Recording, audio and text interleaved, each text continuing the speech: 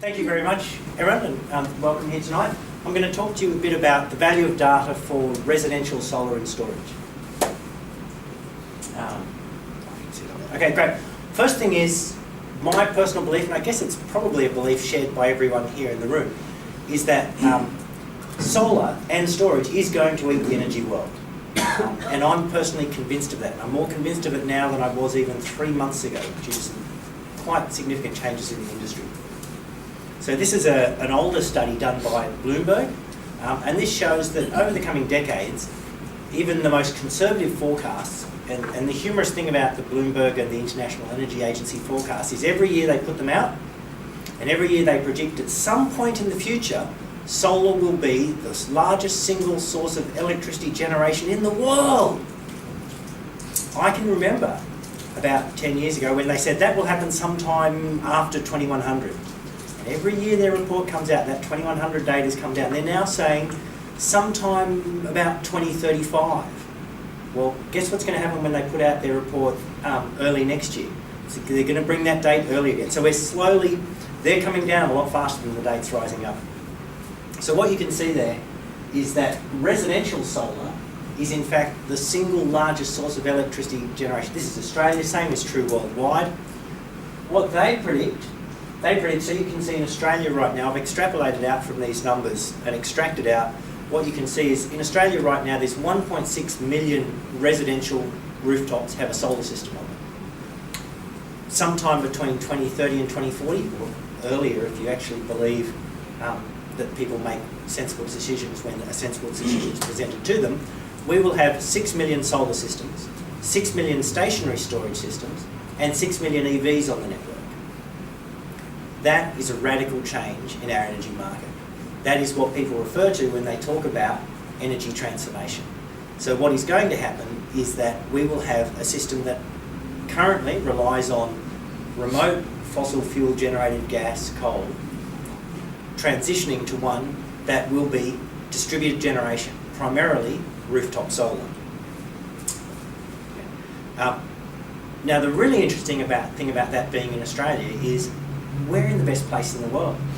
It's not often that we can say that for a very large industry, and energy is one of the world's very largest industries, Australia is the largest market in the world. And I don't mean largest market in terms of per capita. We are, in absolute terms, the largest residential solar market in the world. There are 1.5 times as many solar systems in Australia as there are in the entire US. There are more solar systems in Australia than there are in Germany. We are the largest solar market in the world, and we have the highest penetration of solar anywhere in the world. In the US right now, they're all getting in a dither with the duck curve because they're approaching 1% of capacity on networks. We've got networks that are over 40%. We are the most advanced residential solar market in the world by a vast margin. And the rest of the world knows this. And they're all coming here. And they're all coming here because they know that this is the market in the world that is first going to take off for genuine distributed generation plus storage. So we've got the next one. If you look at this here, this happens to be Caloundra, but there are hundreds of suburbs like this. 5 in 10 of these homes already have a solar system on them. They already have a solar system on them. And in New South Wales, you probably all know that the feed-in tariff for 147,000 people goes away at the end of this year. There's also tens of thousands in South Australia and tens of thousands in Victoria who also end at the end of this year. All of these people, and I'm one of them, have been getting a very nice return on their solar system to date. That will all change at the end of this year. But the question is, which site is ready to put this storage on? So there's 1.5 million of them out there in Australia. Which sites do we want? There's a lot of sites in Australia. There's 1.5 million. Which ones need solar? Okay, here's a little advertising blurb. You can ignore the rest of this. Go drink a cup of tea or coffee or something. This is the bit where I'll actually promote solar analytics a little bit and what we do, and then we can get past the ad break. We install this device in your meter box at home. Takes 15 minutes to install, really easy. and it connects to the grid, and it connects, it just measures the energy coming off the grid, how much you're consuming, and the energy off the inverter. We don't talk directly to the inverter. What this gives us is detailed energy insights. The key to be able to deliver real value to homeowners, both now and in the future, lies in data, lies in being able to tell you what's the best way for you to use and consume your electricity. How can we help you get the most value out of it? So we capture energy, active power, reactive power, current, voltage, frequency, harmonics. We capture a lot of the data, and we do it down to the second level.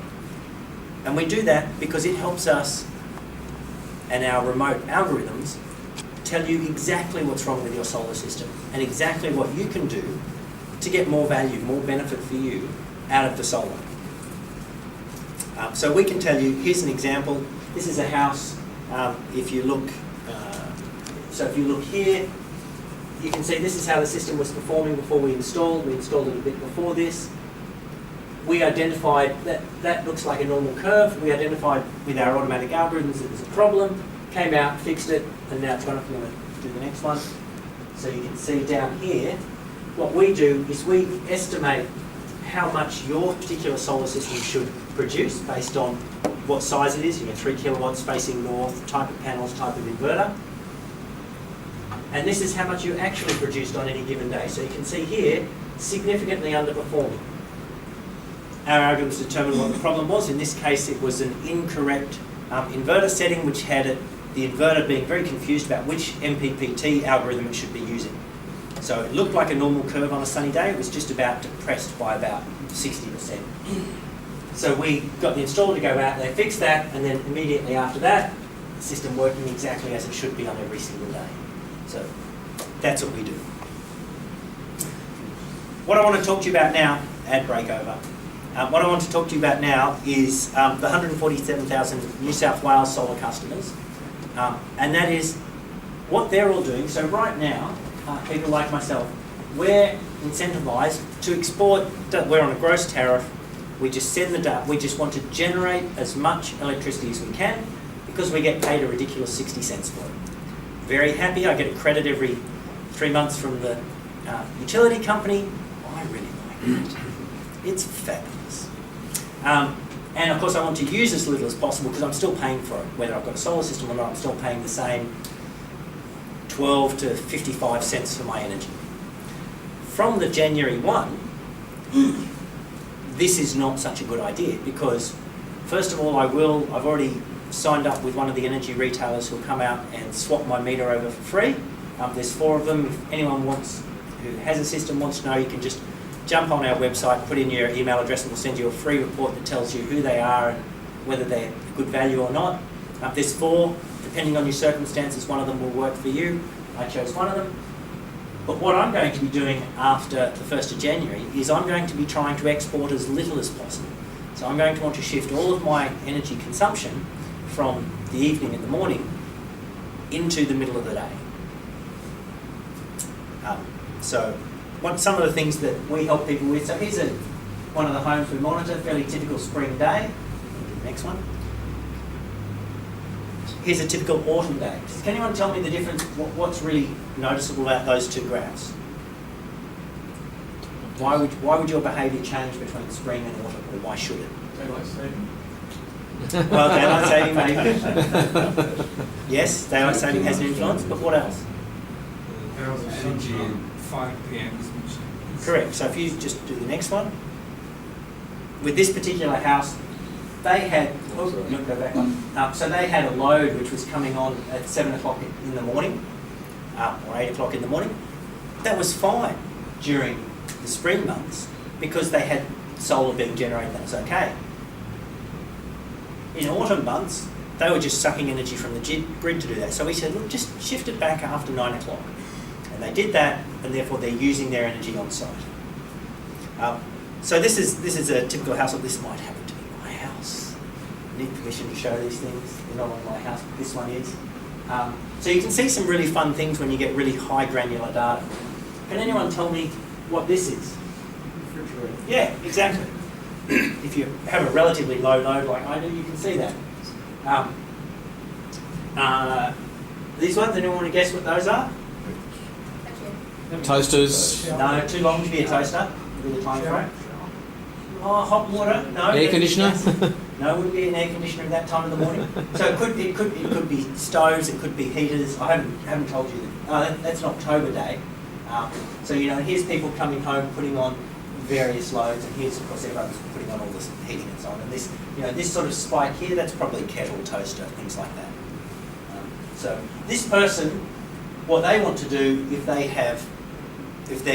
they're on a net tariff, which is what most of those 1.5 million solar systems will be on next year, they want to take as much of this load and shift it into here as they can. Here's someone who's done quite well. They've got these happen to be, this is actually a pool pump here. They've done quite well. They've still got a bit of load they'd like to shift. Quite how someone can use that little energy at 6 p.m. I don't know, but they've managed it. So that's an example. They used our analytics to shift as much of their load as they could.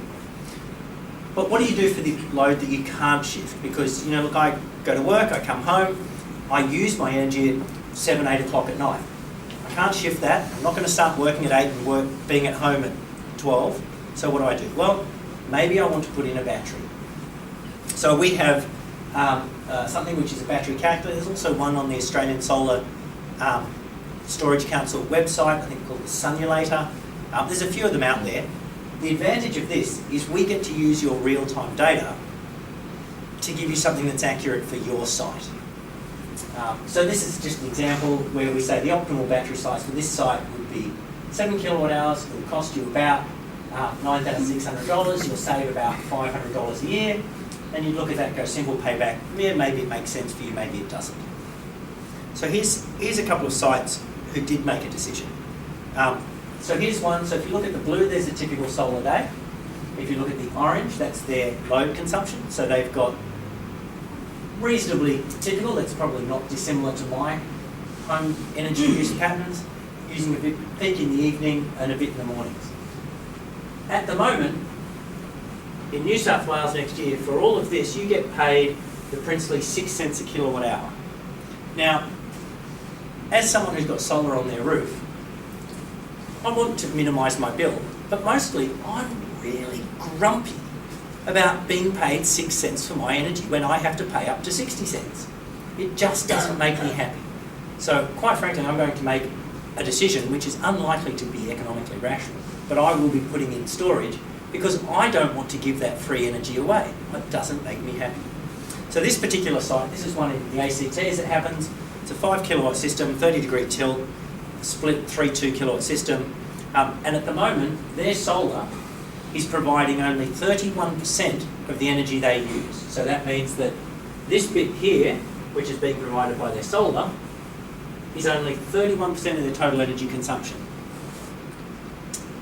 Doesn't make me happy. Right now, because I balance off my energy, I generate almost exactly as much. My 3 kilowatt system produces on a yearly basis as much energy as I use.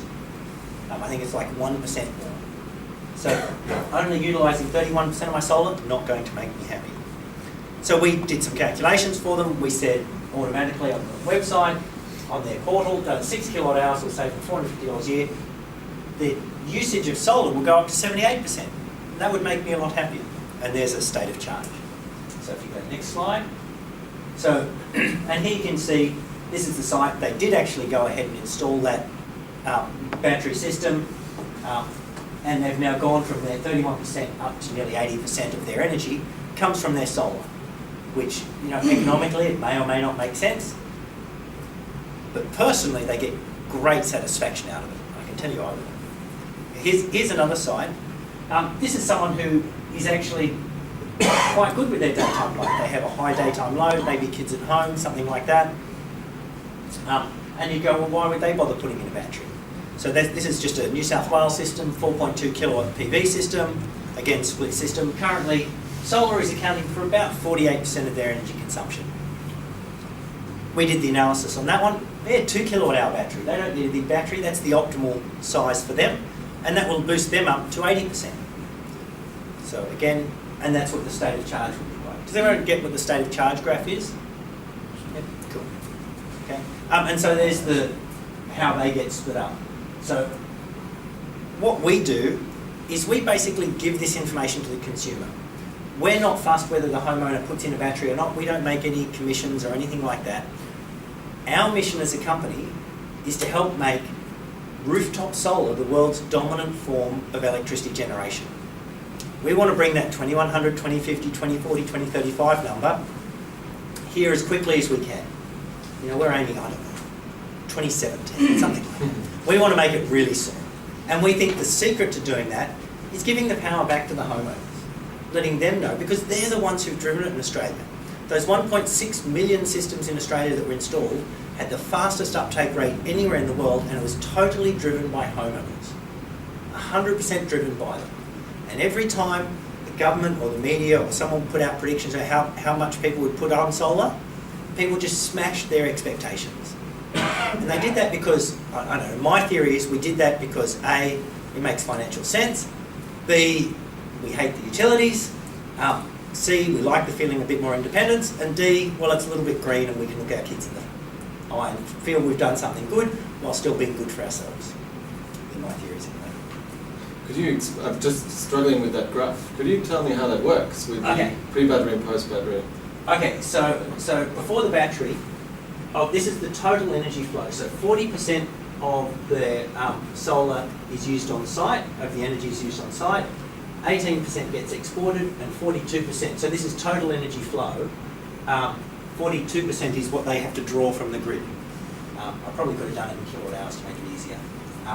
And then afterwards, half of the energy flow comes from where the numbers are exactly the same, so the total number of kilowatt hours is the same, so the amount generated is the same, and the amount, but they've now got 49% being used on site, 39% is exported, and only 12%.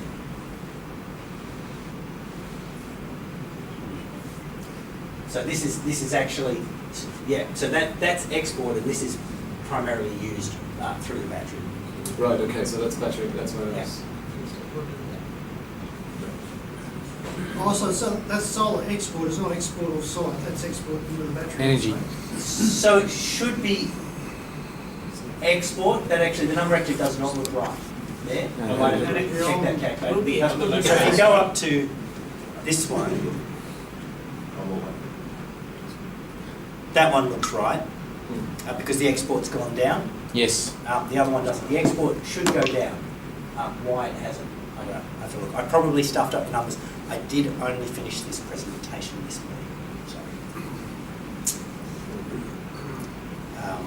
So energy storage, we've already got tens of batteries being monitored. Next year, I think there's going to be an absolute boom. This year, there's probably 5,000 systems being installed.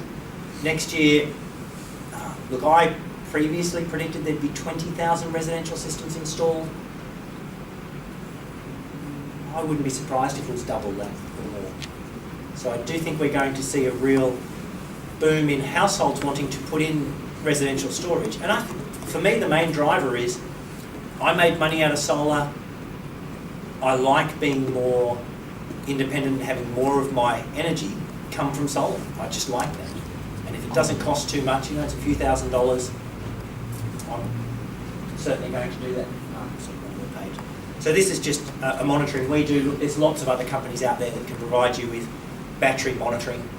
You know, I think someone was telling me about Reposit earlier, and there's a bunch of them out there. But basically, our view is that solar will become, and quite quickly, the world's dominant form of energy generation.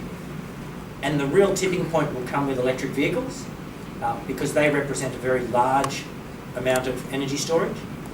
So, I mean, the thing that really intrigues me is that the typical home uses around 20 kilowatt hours a day. So, you know, fairly energy intensive home, but the average home is something like 18 kilowatt hours a day. An electric car typically has a 70 kilowatt hour battery.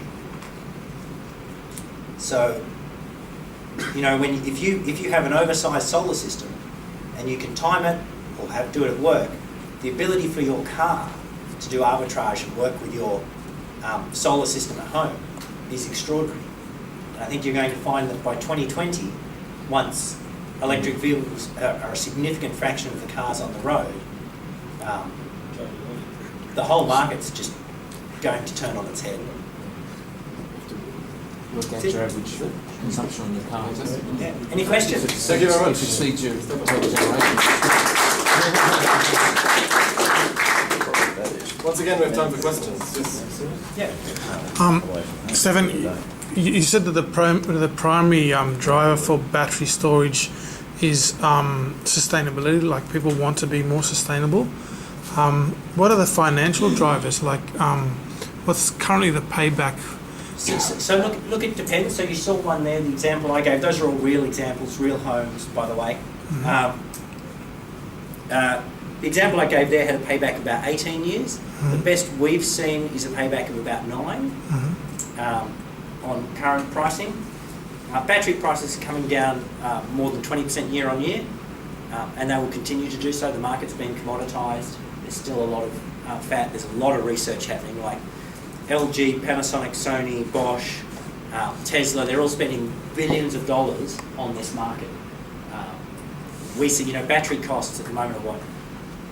Okay, so to give you a clue, a stationary storage battery cost, just pure manufactured cost, none of the on costs that come to us, are about $850 a kilowatt hour. You don't want to guess what it is for an electric vehicle?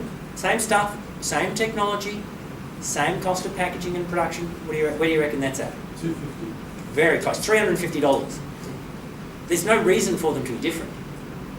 It's just simply scale and who's doing it. So there's a clear path down to $200 a kilowatt hour.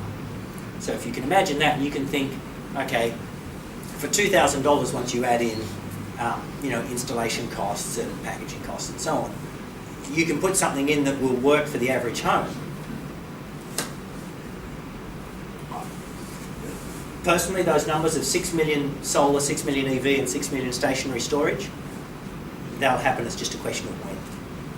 Likely well before 2030 in my view. I also have a question, maybe sort of solar PV regarding. What does the battery boom mean for solar installation, PV capacity, and do you have any idea what that might do? Look, at the moment we're installing around 10,000 systems a month, and it's fairly steady at the moment. That will likely be stable in my view for the next year. Once electric vehicles take off, if you get an electric vehicle, you would be mad not to have solar. Completely mad. So everyone who has an EV will get solar. And if you have storage only makes sense if you have solar. So storage plus solar will appeal to a lot of people. So I see that increasing. I don't expect the rate of solar installs will more than double, but who knows? But that's still, if it doubled, that would be 200,000 a year. 200,000 a year is a significant number. 240,000 a year would be, substantial. That would be back here. And if we look at systems, solar PV systems for an average household, will they double as well with the battery Size? Yeah. Yeah, look, absolutely. So we're already seeing the trend. So 3 years ago, the average size was just under 3 kilowatts. Now the average size is 4.2, and it's going up. And I think soon, give it a couple of years, and we'll see it will simply be limited by your roof space. And what we're going to see, and we're already seeing, is a lot more. And I would look, if I was putting in a solar system now, I would have stuck it on a whole bunch of other roofs. I've only got one roof that really makes good engineering sense. I just put it everywhere. What's the size for a typical residential house where generation would consumption? What do you mean the size? The size of the solar panels in the area. If you wanted to, so I'm probably I only use 12 kilowatt hours a day, so a slightly low energy user, and my 3 kilowatt peak system over the course of the year produces exactly what I use. So you're talking about 4 to 5 kilowatts for an average home. Once you've got an EV, that will increase your consumption, depending on how much you drive it, by 30 to 50%. So, if you've got an electric vehicle, you'd want to try and put between 5 and 10 kilowatts on. And charging for the electric vehicles on the home. Yeah. Well, Sometimes you'll charge at home, sometimes you'll charge elsewhere. Isn't there a bit of an issue there because you've actually driven your car to work and the sun's... How many cars do you have? Yeah, I've got a motorbike and a car. Yes. Okay, so most families have 2 cars. It is very common. Some people drive to work, many don't. So some will drive to work, some won't. So if you've got a car at home, it can charge up during the day. And how people do that and balance that, I've seen lots and lots of discussion around that. Truth is, we don't know. Because the Uber economy is coming, and you have an electric vehicle, you drive to work, you go into the office, the car drops you, it's now going to be self-driving, it drops you off at the office, and then it goes and works for Uber for the next 5 hours and earns you a couple of $100. And then it comes and picks you up at 5 o'clock, and then you sit in your car and you do your stuff and it drives you home. And then you need to charge it. So, great, you're going to go, okay, I need to charge it at night, there's no solar. But the guy next door, he works from home, his car's been sitting at home all day, his battery bank's fully charged, he's going to sell you his electricity to charge your car. Yeah, but our legislation doesn't allow for that yet. No, it doesn't. But it will. The point at which this comes... How? Which government's going to champion that one? The to kill the utilities? The government won't have a choice. The government doesn't care. Because the poles and wires companies are the ones they own. Who do you think is going to do They've that just sold it arbitrage? for 16 billion, so But they're going to look for a return on that. I don't think that's ever going to happen. But it won't matter. It won't. They're still going to get their return. So they still get their return between your neighbour selling you... Ausgrid doesn't care who generates the electricity. They don't care who buys the electricity. They just want this mileage cost for transporting it. That can come from you, or it can come from I'm going to put a generator. prediction on the table here, and that is that the government will never pass any legislation that allows us to sell to our neighbour. Not in my lifetime. They already have. They already have. Better networks. I think there'll be small technology. Yeah, it's already there. You personally don't have to do it. AGL or Origin or someone can do it on your behalf. The government, the regulation does not have to change to allow this to occur. Let me be very clear, it does not have to change. In fact, the less it changes, the quicker it will happen. There's Sure, things you they can do sell it back to accelerate. utility for 6 cents, and they'll sell it on, sell it for 60 cents.